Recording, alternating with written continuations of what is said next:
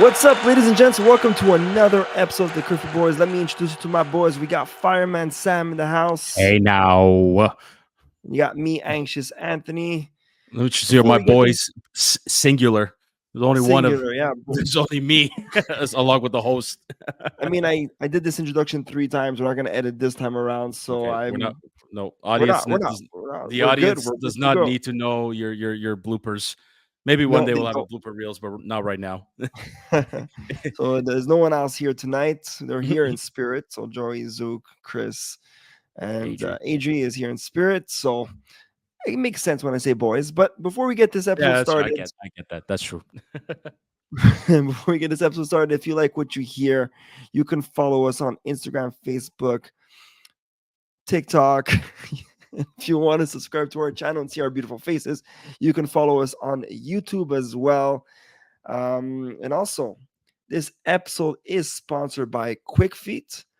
Quick Feet offers the simplest, most effective way to customize your skates, ensuring you're perfectly positioned for every pivot and turn when making plays. Simply slide 1, 2, and 3 Quick Feet inserts in with your existing insoles, giving you more power and stability on the ice. Whether you're competing at the highest level, skating as a hobby, or guiding others as a coach, Quick Feet will provide the ultimate enhancement for anyone looking to maximize their performance. Head over to Quick Feet, that's QUUIKFEET, so quickfeet.com, and unlock a 10% discount with the promo code CurfewBoys10 and skate into a new era of on ice performance. Elevate your game with Quick Feet, where every stride counts. Once again, Quick Feet, QUUIKFEET.com. Yeah. Sammy, Last episode we had one of the co-founders, Alex Sills, as a special guest. what an amazing guy.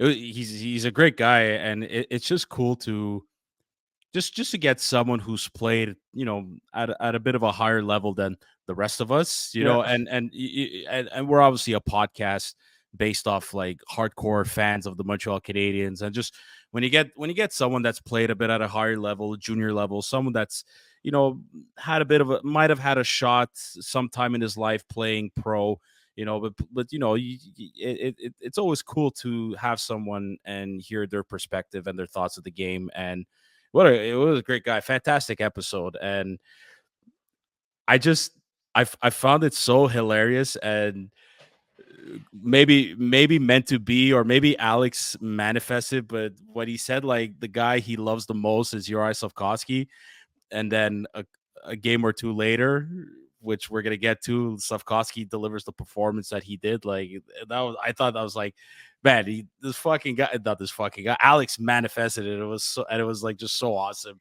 Yeah, for sure. I So mean, look, it was uh, to all our listeners out there, listen to the last episode. I think it was episode 201, 204, 204. That's it. We're episode Wow, 205 right now. So episode that's 204, our crazy. last episode. So Yeah. listen to 204 for a great insight and perspective on the, like you said, Sammy, we're just fans here, speaking about the Habs that we watch on TV.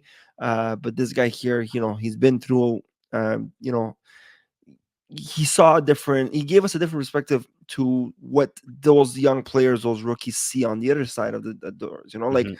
before the draft, how hard it is to get to that level, and how Mhm. injuries could affect your career. And it's just what 1000%. Yeah. just it was just crazy to hear that Yeah, side of things. and it's like we know these in theory.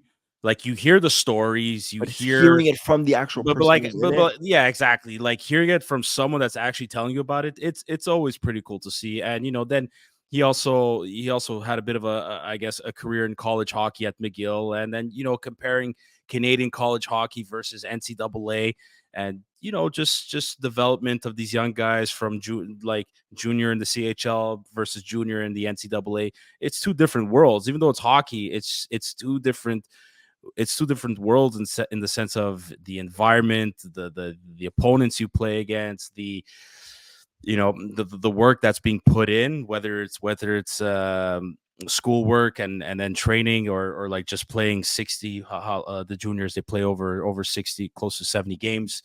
You know what I mean? Like it's a different world. So yeah, he gave us a whole new perspective of of basically the junior hockey world. And yeah, it's just awesome. And it's just hopefully that opens the gates for us to have more special guests that have played at that higher competition. Hopefully get players soon. You never Yes, know. You you never never. know. But this podcast still keeps growing as We keep as getting the more Cana- and more surprises as the as we Canadians go. keep going. Yeah, absolutely. So Hey, don't you know what, Sam? Funny to say, and we'll get right into the episode because I have a question for you to ask. I want to ask you a mhm, question. Wow, mhm. I'm so off tonight. But anyways, That's okay. It's late. um, it is. It's 10 o'clock. Um, wow, lost my question. Yeah, fuck. You didn't write it down. No, no, I know my question. I want to. Something about the juniors, junior hockey, the Canadians, Damn hockey it, what itself, we were just talking about. Anyways, forget. Let's uh, fast forward here, and then standings, maybe the standings. Arizona Coyotes moving to Salt Lake City. so much to talk about tonight. Let's get right into it. If I remember what I Yeah. was about to say, I'll let you know. But All right. Sounds good. speaking of milestones, and like you said, Alex, manifest about Slafkovsky. I hmm mean, yes, episode 204 about surprises with the Montreal Canadiens. I just want to say one thing about our podcast.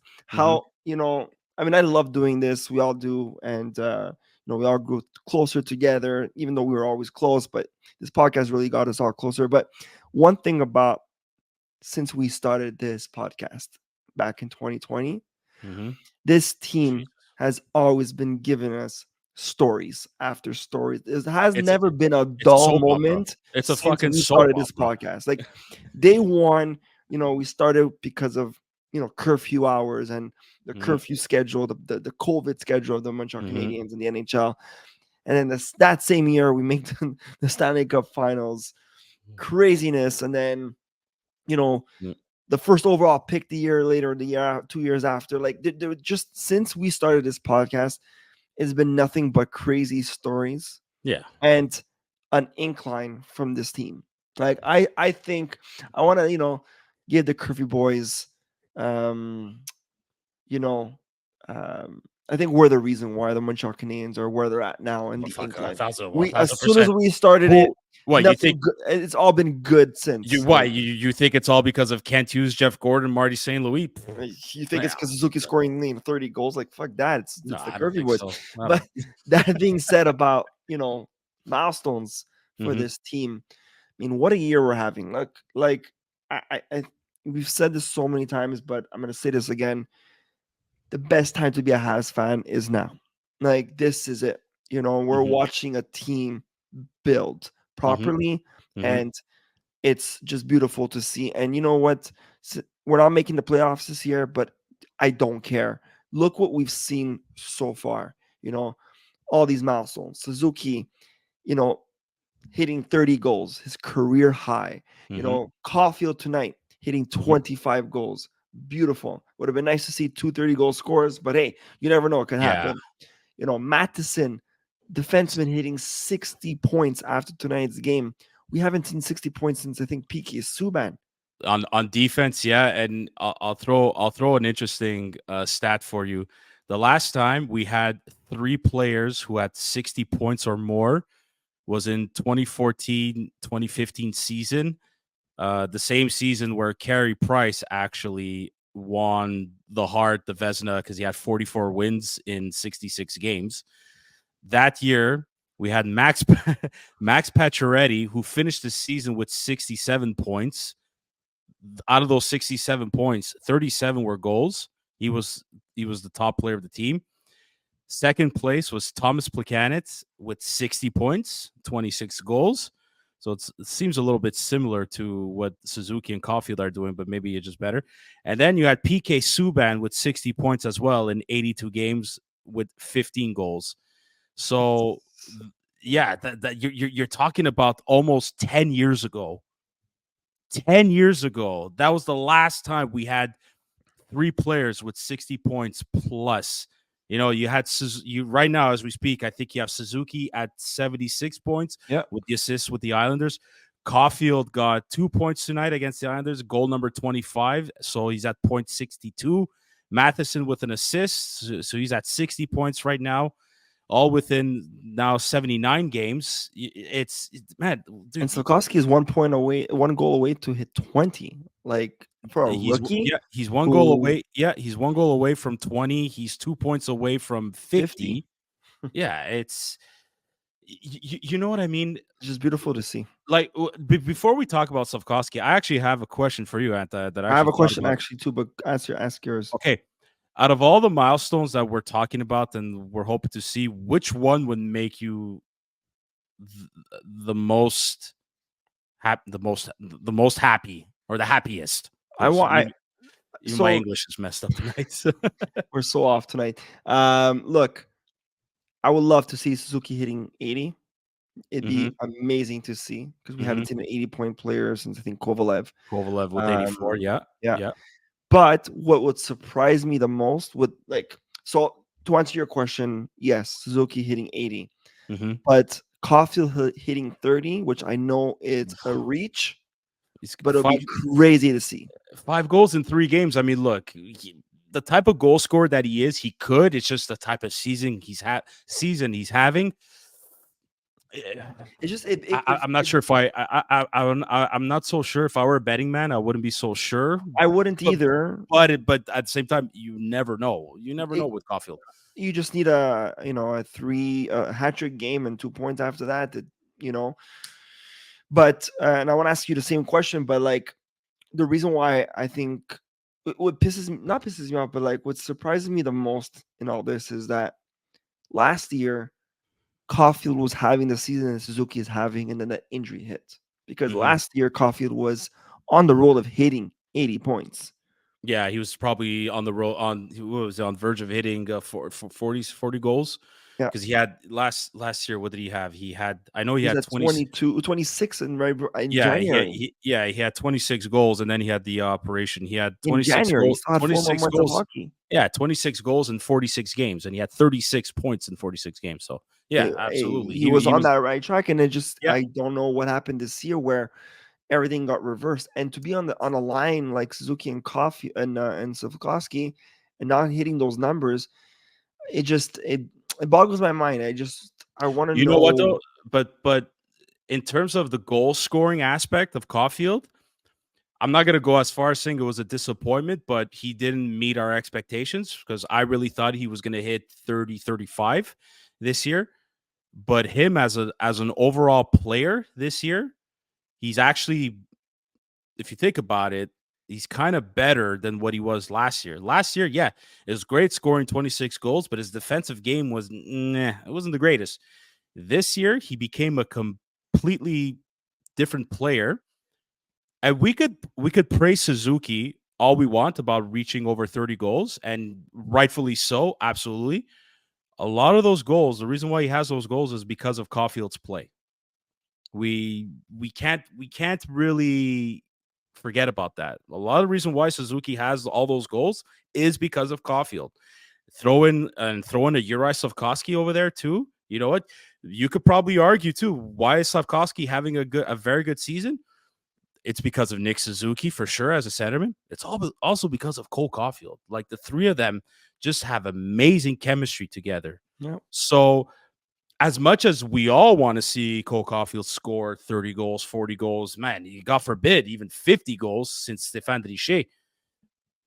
But for the amount he's getting paid, even if he doesn't score those goals, but he's second on the team with over 60 points, oh, I'll like take that. I'll take that any day. I'll take that I any I day. I I think so. I think so It's too. just going from what we saw last year to this year, point wise. But then again, we always forget, right? Like us fans, we always focus on, who the most points makes you the best player. That's false. It's a false statement. And they actually brought that up today's episode on 690. You Mhm. know, scoring a hat trick doesn't make you a superstar, or you know, putting up all these points doesn't necessarily make you a superstar. It's also your gameplay. Yep. And Yep. like 1000%. as much as we all shot on Drouin in the past, the guy was a good playmaker. He wasn't putting up points, but if you like again, a lot of us fans, and I'll be guilty about that Mhm. in the past, but not anymore because of this podcast and I watched the game a bit more in detail. But a normal regular fan, I'm not here to insult anybody, but when you watch the game, you're just watching. And the goals and the assists and the points at the end of the game is what these fans only notice. They Hmm. don't notice the little things. And you go back to Drouin, even though he wasn't putting up the points, he was a good player. He He has was making a he lot of always had the plays. yeah, he always had the hockey sense for sure, He the always had the playmaking hockey sense. sense that no one really looked at because people just look at points. At the end of the day, it's not only points. So to say what just to follow through what you said, Caulfield, I'll take this over him scoring 50 goals because he played a really fantastic Um, season. But I'm gonna throw the question yeah. right back at you. Yeah, What okay, because milestone do you? then after, but I'm so happy you mentioned Drouin because I have something I've been thinking about wanting to say on this podcast for quite a bit now. Ask me the question, and then I'll get back to Drouin. There's something I want to say about him. Well, I'm gonna ask you the same question. What milestone are Mhm. you excited for Oh, to see? milestone! I really want to see. I just want to see Slafkovsky hit 20. If he could hit 20 goals and 50 points, to me, I already I think I already consider Slavkovsky's season a success in terms of progression, but 50 points and 20 goals, I think he would have, if he gets it, he's going to exceed my expectations. I was happy with if he would have been close to if he would have had either 14 goals or 16 goals, like the medium would have been 15, I would have been happy. The fact that he's almost at 20 is even better for just the way, not the way this fan base treated him. Like the half of the fan base supported the pick, but I think it's safe to say a lot of us, we weren't sure. And it's the story of Slavkovsky this season is that the way he started, we all weren't sure about him just yet. And then you hear the stories about, Marty vouching for him to stay. Now you find out Kevin Bieksa revealed on Hockey Night in Canada, saying even Suzuki went up to Marty and said, "Hey, put Slav on my on our line." Okay. And then listen, Slavkovsky delivers that performance, a hat trick. You knew it was coming. Like you just felt it for some reason. It was, and the funniest thing is like he scored his first career hat trick against Philadelphia, who has Ryan Paling, and Ryan Paling Scored 2 goals, no? scored his only hat trick was when he was with the Canadiens. So I just thought it was like so not ironic, but a bit But coincidental or something. But and the thing about Slavkovsky is if we all go back to that famous video of Nick Bobrov on YouTube when the Canadiens released the behind the scenes of who they were going to select at the draft, Nick Bobrov, the way he explained Slavkovsky's progression, saying how like at the age of 14 he moved out of his parents, moved to I think it was in Finland, lived on his own, had to learn to live on his own, how to be independent, play hockey with older kids, and then eventually men, as a 17-year-old, 18-year-old. And then Bobrov explaining how like he starts on the fourth line, and then as the season goes and as the games matter more, his game also elevates, and he goes to the third line, the second line, the fourth line. What he did at the Olympics, the same thing, started the fourth line, but then as they kept getting closer to those the at least the bronze medal game, he was up to the first line. He led the whole Olympics in scoring as a 17, 18-year-old playing amongst men. The same thing at the World Championship. So you hear Bobrov explaining how he gets better. After the game, you hear Marty explaining how, like, well, we had to give him a bit at a time. Then we started with him on the power play just to see he was earning those reps. He was earning those touches. He looked good at those touches. Okay, now we give him a bit more.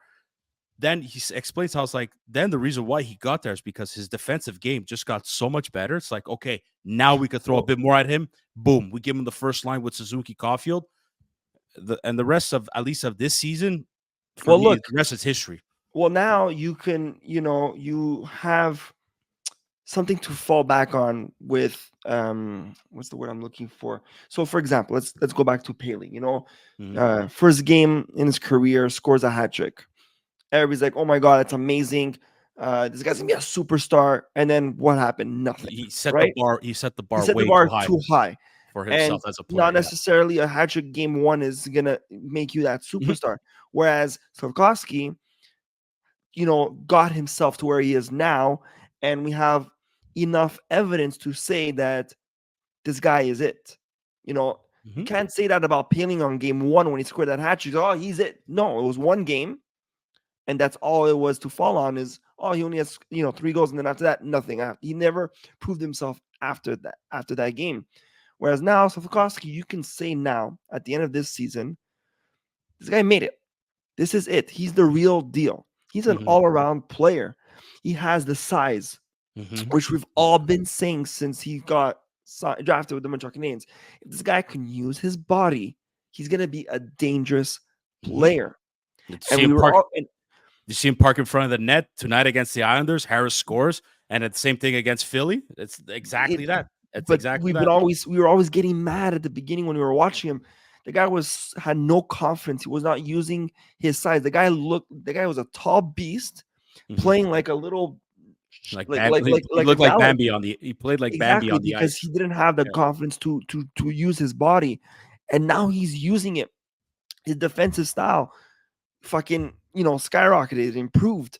So now you have a guy who's scoring goals, a Mhm. guy using his body, a guy who's very good defensively. He's an all-around player, and Mhm. he's dangerous. Mhm. And now you have a whole season and an incline from when he started till now to finally say this guy is it. And I'm just so excited to see what next year brings and the year later, because the guy's only 20 years old. He's only 20. Like, but like, yeah, he might not have had the confidence. He wasn't. He wasn't built strong yet within his frame. Like at the age of 18, now 19, 20. Again, he's got to put in the work. Like no matter what, yes, he's it, but he's got to keep. He's got to have the Oh no, same of work. course. He's got to have the same work ethic, and he's got to even push it a bit more now. He's gonna What get what I mean, stronger, and but yes, if he has that same attitude that he has now as he gets older and stronger and mature, and he's gonna be a fucking force to reckon with. And that's why they drafted him first overall. yep. That's why they drafted him. They just picked him because of the long-term progression that this guy can take. Listen, I like Logan Cooley as a player, and I'll say this: I like Shane Wright too. Shane Wright's actually doing well with Seattle since he's been called up. He's got like 3 goals in 4 games, something like that.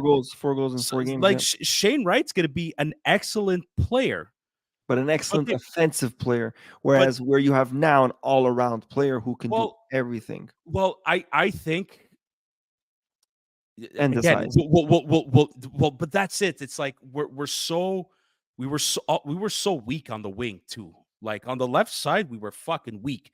And they said it. If we could draft this kid because he has the size and the potential that he has to be a fucking great player, because we draft someone of that size and that skill, it's gonna save us a headache of having to draft somebody that's big, but we're just drafting him because he's big. Yep. Like like that's one of the many reasons why. And like I'm just so happy. The thing that makes me happy the most is like the ones that called him a bust, and it's like you don't hear them anymore. Like they completely shut the fuck Well, up, and well, no it's one, but such. this fan base does not have patience. And look, Jack Hughes. If we was in our team, everyone would have shot on him for 4 years before. Oh my And look at god. him now. You know what I mean? But Well, and it's funny how Slafkovsky is like his numbers are comparable, and like don't get me wrong, Jack Hughes is fucking elite, and him too. It just took a bit of time and maturity, but and you know what? Slafkovsky could It's be that elite player because oh, I again, he think has the so. size, the defensive mindset, the offense. He has it all. Listen, But if I he just could, want to say yeah, one thing yeah. before like the fans jump on me, and especially Joey, that I jinxed it, that he's it. Let me rephrase that sentence, okay? What I mean by he's it, maybe I said it wrong, but like he still has a lot to prove. But what I'm trying to say is that you can't say this was just a lucky season. No, I don't. That's what I mean by he's this. If That's what I'm anybody saying. thinks this is a lucky season, I don't buy that bullshit But no, whatsoever. but that's what I'm And I don't think saying. and I don't think so. But No, it's yeah, not. And yeah, there's a lot there's a lot of evidence to show that it's not. hmm, that's right. It's not that it's not lucky. So what I'm trying to say is that he's it, meaning this is the player he could be and better. Now, if he just decides to drop the ball and say fuck it and not play, that's on him after. Hmm. But what I'm seeing is we all, the whole everybody in the NHL world sees what he's capable of doing Hmm. Hmm. and better. Now it's Yeah, up to him it's to keep that consistency going and the attitude to keep going. w- yeah. Well, Whereas Peeling at the beginning was, oh my god, he set that bar high yeah, and then he yeah, just but went decline. That's what I Paling, mean. yeah, but Paling is he's a 25th overall pick. You're comparing a 25th overall versus a first overall, No, but no, like, but but when you but started the when season off the way he started, everybody's like, "Oh my god, this guy's an elite player," but then he wasn't. That's what I'm saying. yeah, but also it's funny. Ryan Paling, it came. Do you remember it came down to Ryan Paling and Nick Suzuki? Then Ryan Paling in the preseason got hit in the head against Florida in the preseason, Yeah, the got a concussion. concussion, got hurt, and then Nick Suzuki took his spot. Yeah, Can you crazy. imagine? Like, it's crazy to think that Ryan Paling almost made Nick Suzuki go down to the minors. That's a fucked up, crazy thought. And because Paling, that training camp looked great, I think that concussion messed him up. Yeah, But the whole point of going back to Anthony saying like he's it.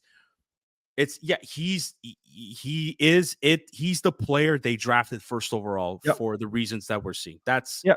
like that, and like I don't think this is luck. I think this is merited. It was Well it's deserved. earned, well deserved for this season. Now next season, You just gotta okay, keep it's got to consistency and just got to keep raise going. that bar even higher than what it is now. Absolutely. Uh, I want to go back to the Jonathan Drouin yeah, thing. I'm gonna say this, okay?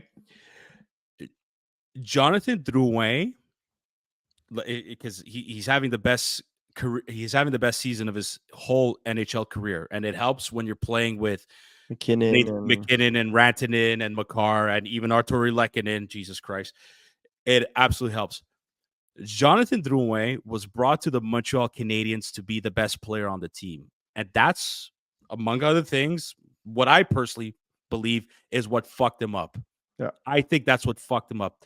Jonathan Drouin to the Colorado Avalanche is the equivalent of Phil Kessel going to the Pittsburgh Penguins.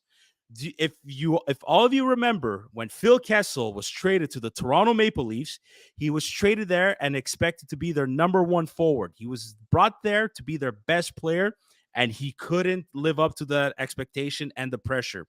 He gets traded to Pittsburgh, where he's behind Sidney Crosby, Evgeny Malkin. You could probably say he's the number 3 on the team. You could even argue he was the number 4 on the team with Jake Gensel.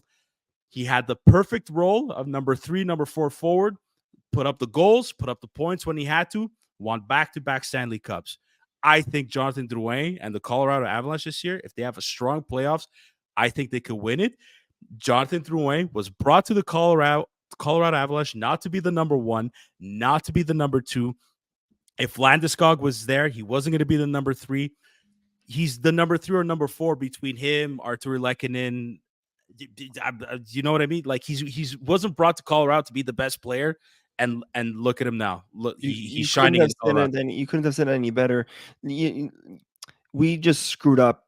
This fan base and this media screwed him up. The guy, again, not to talk politics, but he had the French background and the elite status with Tampa, or whatever, not the elite status, but Yeah, top. Yeah, he was a third overall pick for a reason. yeah.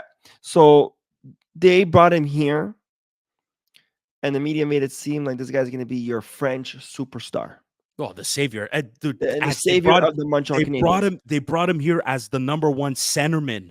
Yeah, It doesn't make any fucking they sense when we they look back just now. and now if you look back, and even as a player coming into the city, already we have a hard time playing in this city with the media and the fan base. Add that to a young guy saying you're Mhm. coming to the city, you're gonna have the spotlight. You're the name of this franchise. They wanted him the name of this franchise. The Jonathan Yeah, Drouin. they They wanted wanted to him. put the Yeah, C on the fucking chest. They well, wanted to him. give him Yeah, every they want to fucking play. They wanted him to play with Max Pacioretty on the top line. and that screws So, up a player. And you're right. You put him in a team that he's gonna be like, again, a non-important factor, right? Because you have McKinnon and all these guys. Like you said, Kessel with Crosby, Malkin, all these guys. You're putting him in a talented player in a team that doesn't need you. but are But that's happy to what have makes you, you. but happy to Mhm. have you, and that Yeah, what makes you shine because yeah. now you're looking up to these players and you want to get to that level, and that's what Drouin did because Drouin was never a bad player. He was just put in the wrong Yeah, he team. was put in the wrong spot, the wrong position, wrong team, wrong maybe the wrong environment too. I mean, he had a lot of support, but it was just it was just I think the French media put a lot of pressure on him to be The fan base too. that French superstar. You could argue the fan base too. Because he did have the talent, and he did care. Sometimes it didn't show on the ice. I think he did care. He also had other issues. He had personal issues too that that was made obvious, and he came out and said it and all that stuff. But look, all that to say is like, man, he's a potential Stanley Cup winner this year with Colorado. I'm telling you all now, like Yeah. if we're gonna have A question: did he win last year with them? well, no, he was with the Canadiens last year. Oh my god, I'm It's so his, it's lost his, with it's his time. Yeah, first, so it's his first year. It's his first this year could with be a Colorado. first year. Yeah, I'm just saying, like, there's a very good chance he could win it. Colorado is fucking strong this year. I love Colorado. They're such a good team. McKinnon is on fire, 50 goals, and just maybe one day we'll have a 50-goal scorer. But for now, we'll settle. Listen, we'll settle with what we got for now. Suzuki over 30. If Caulfield hits over 26, if he breaks his milestone, I want the milestone of Slafkovsky too. I'm happy with Matheson. Like even Matheson, like gets criticized a little bit because of his play, and sometimes he makes mistakes. But fuck, 60 points. The last time 60 points on the Canadiens from a defense was PK Subban, and PK Subban was the most loved player on this team for a yeah, while. Like after Carey Price, I'm sorry, Mike Matheson deserves a lot of fucking praise from everyone in this fan base. 100%. He's not perfect. Even sometimes I wonder if he's really a quarterback on the power play. But on the overall, Mike Matheson as the number one defenseman on this team, he was excellent, and he was nothing less than that. Yeah, and I'm just overall happy of what I've seen this season. I go back to episode 1 of this season. I said it. I'm like, I don't care about playoffs. I just care about every individual on this team setting that bar a little higher than what we all want, and they all met those expectations and more. Yeah, Suzuki, Caulfield, Slavkovsky, Matson, all these guys. I did not even expect anything what I've seen this year. And you know who we have to give credit to a little bit as well. I want to praise Alex Newhook. I was just gonna say, I really do. I really like Alex Newhook. I mean, look, man, he missed. He had what 8 weeks because of his injury. He missed 8 weeks. 31 points in 51 games is very good. yeah, It's very good for Alex Newhook in his like third, fourth season in the NHL. Like still has a he lot to prove, and but see now where I'm gonna get is that like I think what this fan base should be very happy about, and chances are they are, is that we have a first line now. We have a top line. And I'm going to repeat this again in future episodes when we review the entire season with the rest of the guys. But still, this is why I'm so upset that Kirby Dach had the season-ending injury that he did. it would have been a whole different season this year, wouldn't But because who knows? But see, because we see the progression of Suzuki as the number one centerman, we see the progression of Slafkovsky, Caulfield as an overall player. We needed to see the next step that Kirby Dach could have brought after last season. And last season was a bit of a rough season, injuries, coming back, getting injured, coming back.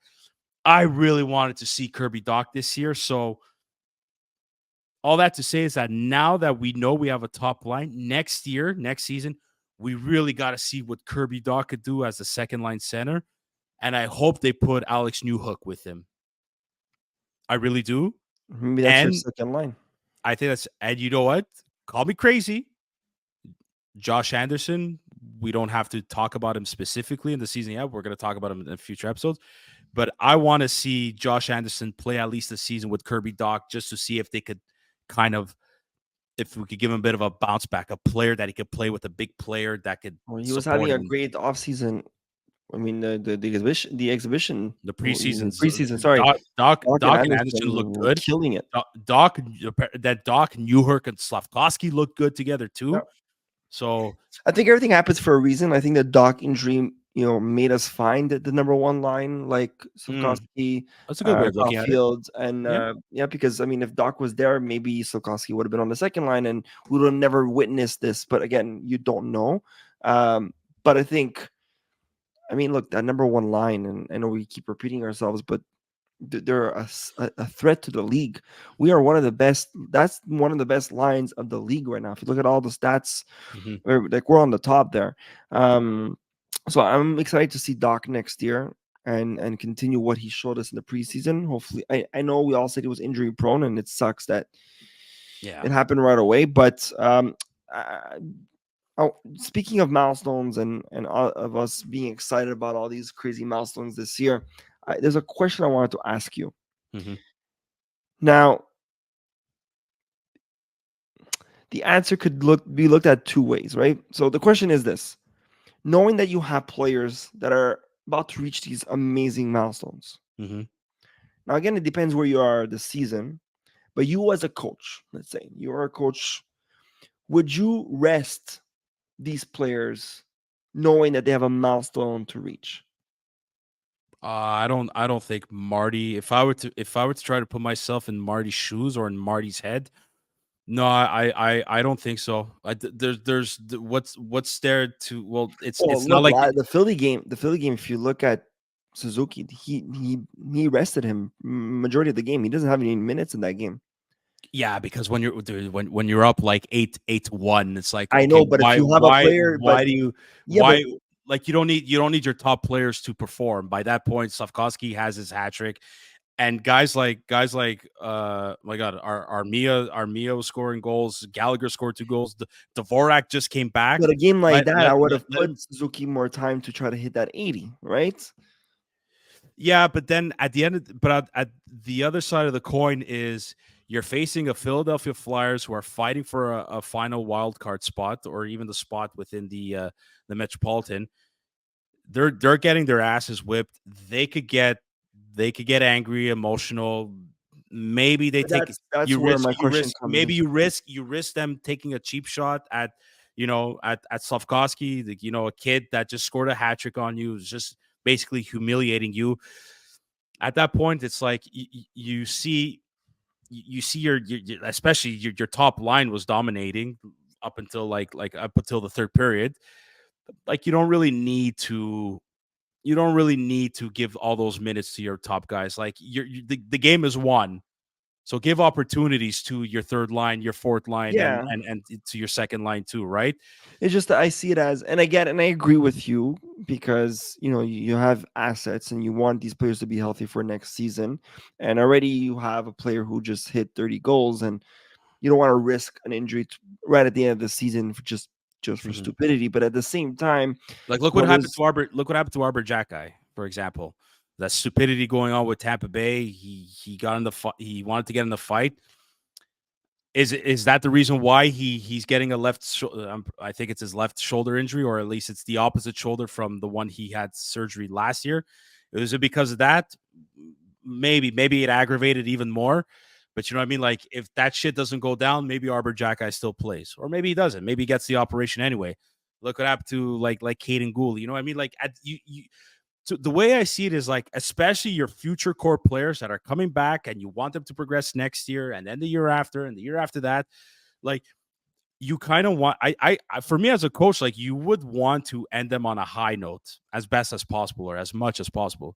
Like that, they go in the off season, they take a good break, go enjoy somewhere, go play golf, get your mind off of hockey a little bit, train train hard in the off season. Do all the training you can on ice, off ice.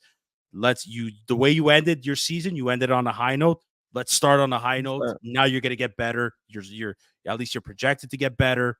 Let's go from there. So I mean, there's many ways to look at it. And well, around this considering time, you if the have like If the Canadians were making the playoffs, like within the last two games of the season, yeah, you rest them.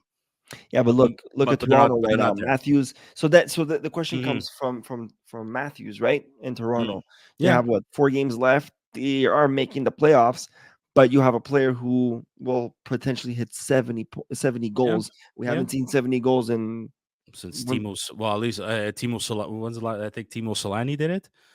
So it's like now you as a I don't know if Ovechkin did it. Keep talking, but I'm going to double check to see if Ovechkin did me it. too, last 70 goal scorer. But I see what you're saying. Like if the Maple Leafs aren't resting Matthews, yeah, you want Matthews to reach So that Solani milestone. in 93 and Yeah, Gretzky there in you go. 85.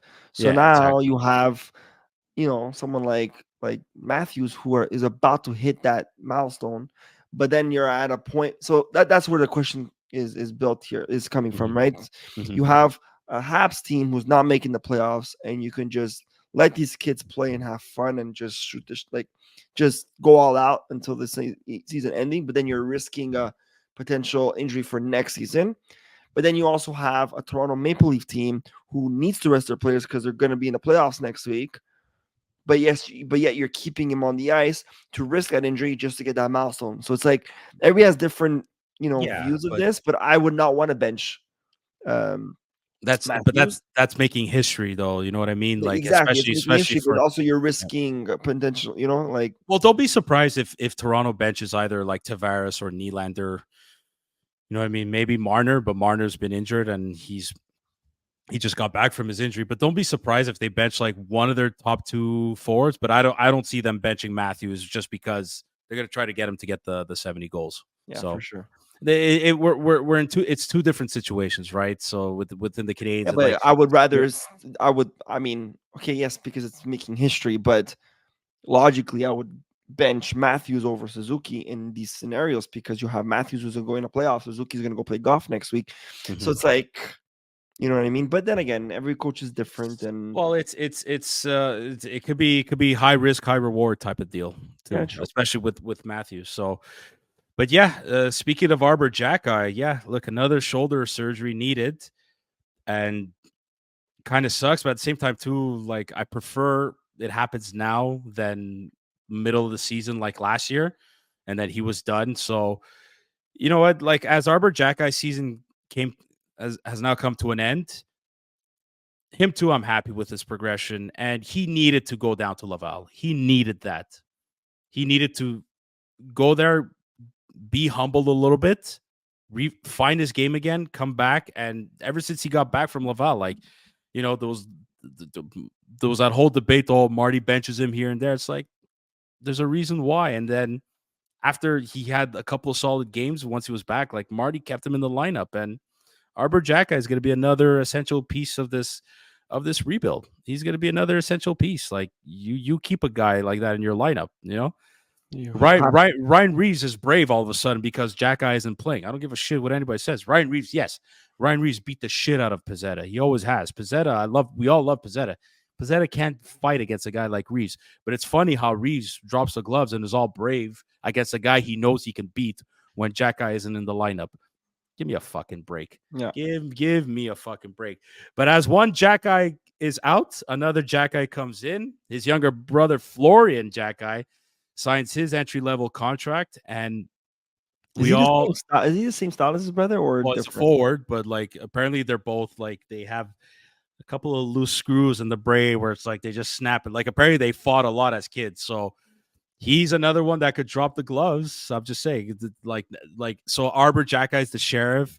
Now some are saying Florian Jackeye is the deputy, so that could be That'd be funny. a cool duel for our team. It'd be like Well, the Mighty Ducks. when's the last time we had the brother combo on the Canadians? Was it the Kostitsin brothers? Yeah. I think that's the last time, no? I don't think any time after that. I'm trying to remember. No. The only brothers I can think of are the Kostitsin Consistent brothers. brothers. I don't know if there was any brothers After before that, or even I don't. after. Well, I mean, before geez, I mean, you had the Mahovlich brothers, you had Yeah, the this is Richard what we're talking brothers, about. yeah. But like in our time, right? Okay. Okay, in our time, consistent brothers is the only time that I can remember. But that'd be cool. Like, and if they both have those little screws, then we can have Well, yeah, the from the Mighty Ducks. What's their names? Oh fuck, the Bash brothers. Bash Brothers. That'd be Yeah, cool. with the Bash brothers, I love the reel that we posted on Yeah, Instagram of the Bash brothers, Jackeye and Slafkovsky, the hit yeah.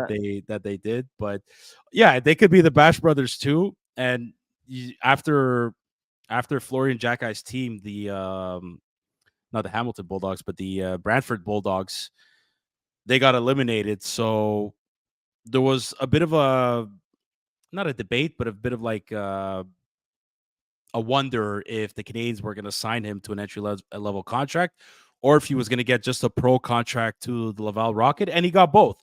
He got an entry level deal that starts next year. But look, like in the OHL, at the age of 19, 34 goals in 63 games. He got 65 points in 63 games.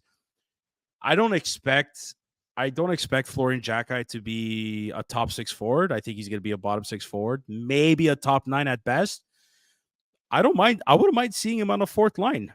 I think he could be a good fourth line grinder, and if he could be like that Swiss Army knife, like a bit like a Raphael Harvey Pinard, where you could use him if there's an injury up the lineup, he might be that player. But not to get ahead of ourselves, like he's with the Laval Rocket now, and the Laval Rocket just lost another fucking game, and my So playoffs is done for them. it's not done, but like they need the Belleville Senators, the Ottawa Senators farm team. They need them to lose. They have 4 games left. They need to lose the next 2, and then the final 2 games of the season they play against each other. Laval plays against Belleville, and like if There's if a lot of they, factors. oh my god, like I hate when you're in a situation like, well, we might have hope if this team loses and that team loses. It's like, oh, I hate that. Like, win the fucking games when you have to. So, but at the end of the day, it's like, man, with the Laval Rockets, they're all kinds of rookies on that team, and they just don't have that experience. I'm sure they're tired with these fucking 3-game weekends that they had, like almost every other second weekend. It's tough, man. They had a tough schedule, Laval. So I just think they're tired. I think they're tired. I think Dobesh, great season, the goalie. I think he's tired too, and it's just the way it is. And we That's have what it is what? with these young players, right? It's Yeah, and, exactly. and you saw that with this team with the Habs last year. The lack and the lack of consistency was because of lack of experience and them being very tired. They're Yeah, not used to the NHL level with the traveling, and yeah. so I could just imagine The the 80 Rockets 82 game schedule, man. an Like, yeah, 82 game it's schedule. the Rockets, man. There's a video of them on the bus, like the guys filming on the bus, like day in the life of the Laval Rocket player.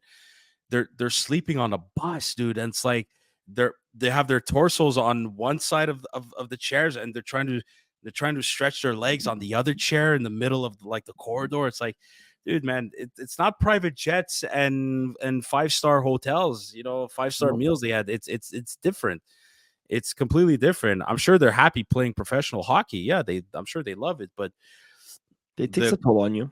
the quality of life isn't the same, man, and it does take a toll on you. It takes a toll on your body. I could only imagine, and the mind too. But listen, that it comes with the territory. Part If of you the want game. to be if you Part of want to the be a game. pro, it's part of the game. Exactly, no pun intended. If you want to be a pro hockey player, you got to endure that. And one prospect, though, Montreal Canadiens are keeping an eye on now. It's official. The Lane Hutson watch has officially begun. Can they sign him and play him for the last They game could of the they season could sign him right now if Kent Hughes wants. and play So the last 3 games of the season? so so Boston University is now got eliminated the Frozen Four versus Denver. And I even got to check now. And now you have Boston College, Jacob Fowler and his boys playing against Michigan. And the winner of that plays Denver in on Saturday. And Kent Hughes was there. Kent Hughes was there in Minnesota watching the game because don't forget, Kent Hughes' son played with Lane Hutson. But a lot of people are suspecting that like he's not only there to watch his son, but also to watch the Frozen Four. But now that Lane Hutson is eliminated, there's major speculations that he's going to sign. He could sign tomorrow. He could sign like tomorrow as a Friday. He could sign on Saturday. Sign on. If he signs tomorrow, I don't know if he signs tomorrow. Tomorrow's Friday. If he signs Friday, I don't know if he's going to play Saturday against the Ottawa Senators, but I think he'll play against Detroit, and it's going to be the two final back-to-back games, the two home series, and I think it's going to be a great test for the kid because Detroit I is would literally love. I would love Detroit for is them to playing get for their for that playoff game. lives. If you, check to see if you can get tickets. I think Chris got tickets. I think he's taking clients over there, so we might be seeing Lane Hutson make his Montreal Canadiens debut. And again, not to get too much to Lane Hutson, we're gonna come to a close of this episode. We're definitely going to talk about this in future episodes with the rest of the guys. I wouldn't mind seeing Lane Hutson playing Laval next year with David Reinbacher. You don't think Lane Hutson has a chance to make the lineup next year? I think he does. I just think I'm gonna end this episode on the anti scenarios. It all depends if they trade like Jordan Harris, if they trade Justin Barron. No, not Justin Barron, excuse me. Well, yeah, it all depends what happens on the left. There's too many guys on the left. You have to deal with Matheson, maybe Caden Gooley if they put him back on the right. Who knows? You have to deal with Arbor Xhekaj. You have to deal with Jaden Struble. If Jordan Harris is still on the team, like that's a lot of guys to come up against. And as much as Lane Hutson has talent, he has offensive talent. I don't know yet. I'm questioning. I'm not saying he's not NHL ready, but I wonder if just a season in Laval, playing a little bit with David Reinbacher would be better for him. Because I don't even think next year is fight. I think it's a fight, try our best to fight for a playoff spot. But I also think if we don't, it's okay if the Canadiens don't make the playoffs because it's still part of the plan. It's going to be the year after that. That's like now we have all the fucking pieces put together. Yeah. The younger kids, the younger players that now have 3-4 years experience with them on them. Now the year after that is going to be the real. Now we're going to see who this team can be and what they're made of. And it's an exciting time now. This is the best time to be a Habs fan. Like, again, I think next, and we'll get into this more in like last episode of this season. Talk about the future of the Habs, but I think next year will be like the Philadelphia Flyers. Like that team who's trying to make the playoffs. I think that's a good comparison. Not the playoffs, the wild card. Like next year is the wild card fight. Year after that, it's the playoff fight. Yeah. Year after that, we're contending. That's Marty wants. Yeah, but I think that's a fair assumption. This team does not want to lose. This team does not want to lose, guys. You can see it now. We need to lose all these games to be bottom 5, and you go destroy Philly 9-3, and who needs to make the? So I was even saying this. I was talking to someone. I'm like, the next couple of games, I mean, we're gonna lose because we're playing teams that need these points to make the playoffs, right? You have Philly who's trying to make the playoffs, Islanders trying to make playoffs, and you have Detroit who's trying to make the playoffs. So these are the games that we're gonna lose. No, you go fucking destroy Philly 9-3. Tonight you go to overtime with Islanders to get that stupid point that's not needed. You know what I mean? And they play well against New York, the Rangers. We're gonna lose against Ottawa, the team that we don't need to care about. We're gonna lose against Ottawa. But then Detroit, we're going to beat. Like, this team does just not want to lose. And that's why I think next year is going to be the year we're going to fight for the wild card. Yeah, but the game on Saturday against Ottawa, that's like the battle for like bottom 5. That's a battle for like a good pick game. So, well, look, all that to say is the Canadiens right now are at 28th spot. They're tied with Arizona, but Arizona has 4 more wins than us. Same amount of games. And Ottawa, with their victory against Tampa Bay in shootout tonight, they have 74 points. They're 1 point ahead of us. So we're clear. We're bottom 5 right now. We're at number 5 right now. We're at bottom 5. The most points we could get, they have 3 games remaining, 3-6. The most points they could get is 79. And we would have lost. Seattle has 79. So we're going to stay between 5 and 8. We're going to stay between bottom 5 and bottom 8. Just fucking lose. Just fucking lose. If we would have lost against Philly, would have been at 71 now. Would have been a lot, more comfortable spot. There's other. If we would have lost against the Florida Panthers, you know what I mean. If we wouldn't have gone to overtime against Tampa Bay, if we would have, there's so many games where like we shouldn't have won and they won, and it's like, but wait a minute. As much as you hate this because it fucks up the tank or those that are pro tank, it's like. But wait a minute, but like this is the progression you want to see from. Like I'm on. I see like I'm on the fence too. I'm on the fence too because I'm happy they're winning because it's like you said, you're watching this team get to where we want next year, right?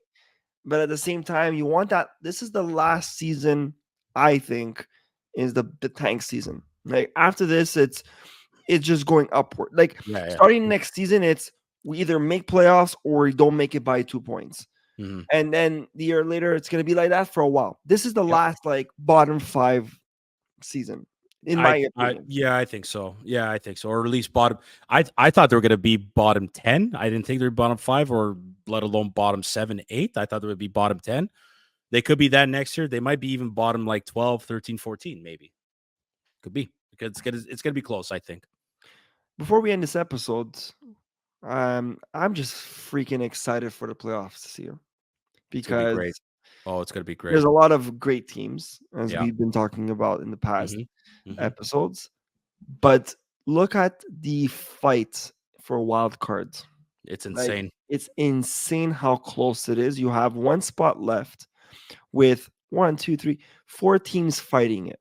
Yeah. And these 4 teams Yeah. are just tied at 85, except Pittsburgh at 86. Sidney Crosby, a thousand career assists.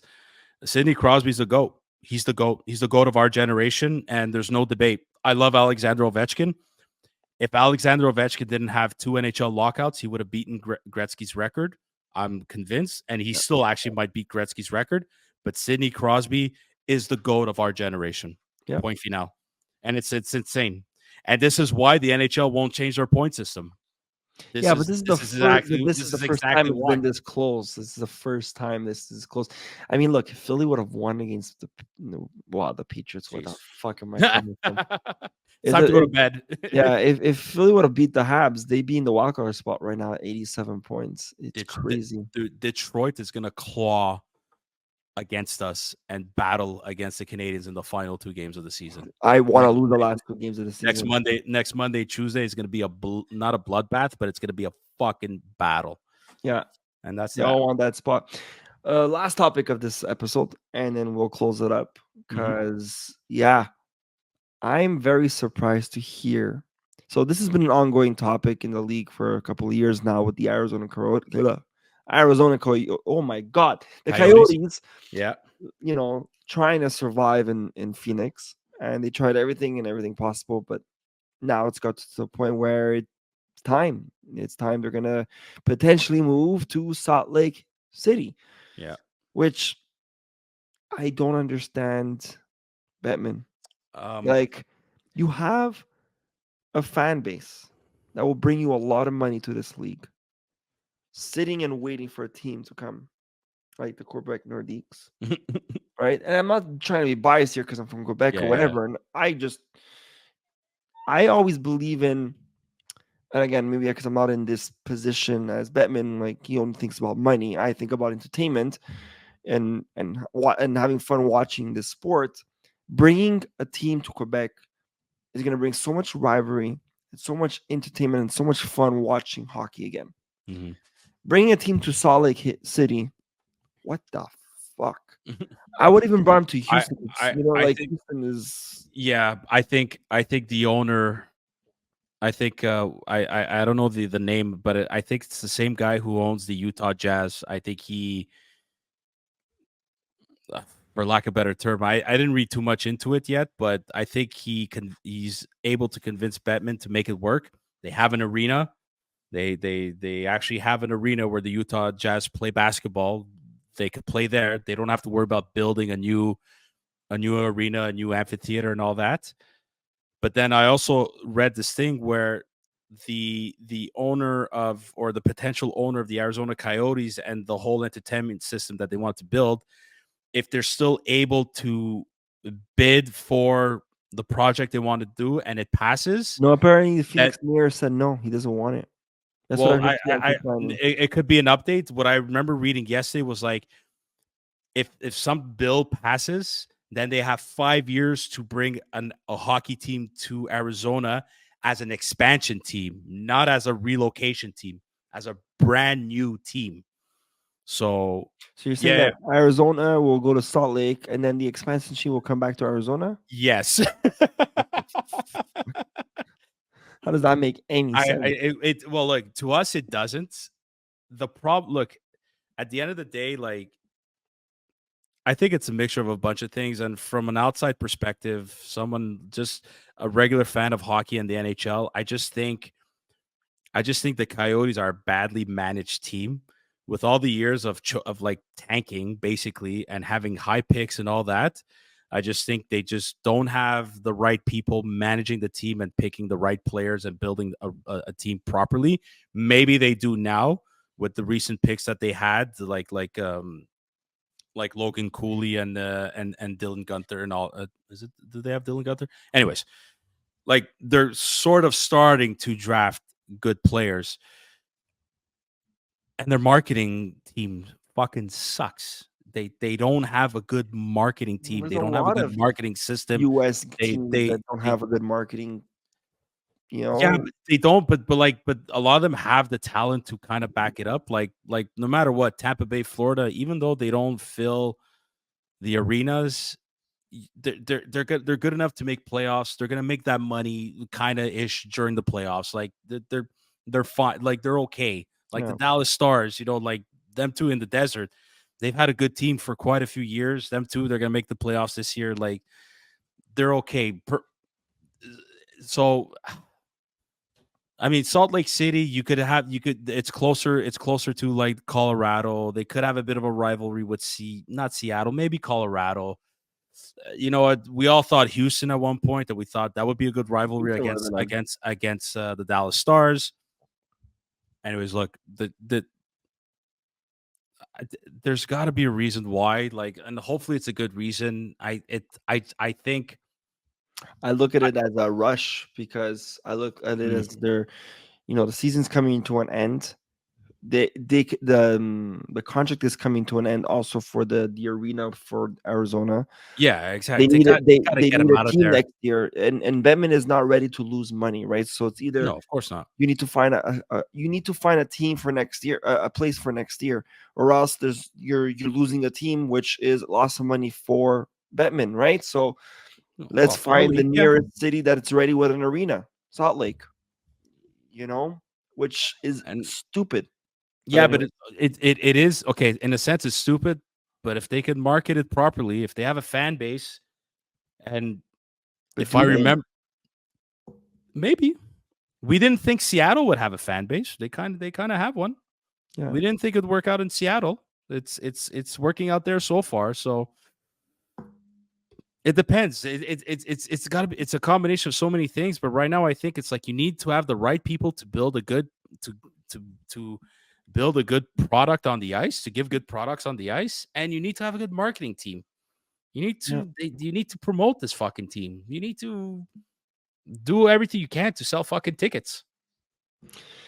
So Because I maybe don't know. one day we'll get a Quebec team, and you'll see how fast, how crazy that's gonna hype up the Maybe, league. But maybe, until maybe, then, maybe we're so convinced that it's gonna work because it's Quebec and rivalry with the Canadians, but maybe it won't. maybe it won't. Maybe it never will No, because but of I TV think though, I rights think and they'll other get that. sponsorships and all that other shit. Maybe Yeah, I don't but you know. know what? To be honest with you, though, I think it would work because a lot of these Habs fans Hmm. who are Quebecers and French, I think they would flip right away, Oh, you think so? 100%. Maybe. And I think the Habs and Quebec rivalry is going to be insane and Of course, intense. it's insane. You There's no know, question about it. It's listen, it's all about in terms of Bettman. His role is to make these owners money, and you got to follow the money. yeah, Follow the money. So follow that's the that. money. All right, this has Awesome. come to an end. Great episode. To all our listeners out there, if you like what you hear, you can listen to us on Apple Podcasts, Spotify, and any other podcast platform that you love to listen to. If you want to see our beautiful faces, you can subscribe on our YouTube channel. Please leave an honest rating. We'd like to hear your feedback. It's only going to make us better. And once again, this episode is sponsored by Quick Feet. That's QUUIKFEET. It's the bottom of the page of our YouTube channel. So come and subscribe.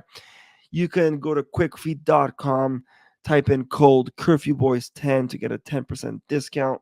You won't regret it. These guys, I mean, they have two great guys who Awesome, run this. awesome product. Three guys that run this company. Awesome product, and it's there's just, we're very happy to be associated with them on Yeah. this podcast. Absolutely.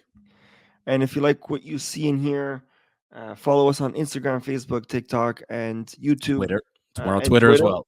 and Yep. Twitter. A lot of good content, a lot of good fun reels made by Sammy. So enjoy, give us some reviews, and until next time, season's coming to an end. I can't believe it, but Yeah, playoff I is around know. the It's corner. nuts. That's It's nuts. gonna Can't be wait. our yeah. Oh my god! Until Wait, Yeah. we were talking about playoffs and how tight it is, but then we didn't really talk No, it's about. okay. It's okay. We're gonna get to it. We'll get to We're, it. we're gonna have Playoff another episode. The rest of the boys are prediction. coming. We're gonna give playoff prediction. Exactly. Don't worry about it. Really More lost to the come. topic. That's But yeah, More to until next come. time. Bye Bye now. now. Good Good night. night.